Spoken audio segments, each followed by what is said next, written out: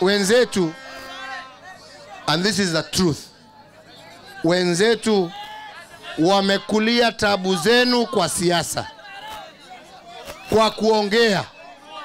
Sisi kama wana Jubilee tumekuja na tumesema ya kwamba hatutakulia tabu zenu, tutatatua tabu zenu.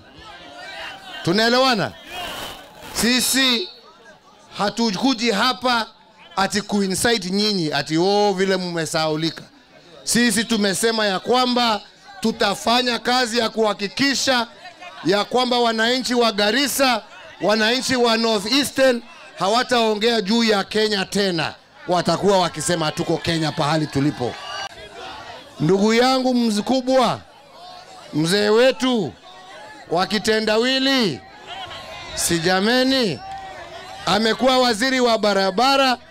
Kunaye barabara ambaye imepita hapa Garissa kuelekea Wajir, isipokuwa hii tumejenga.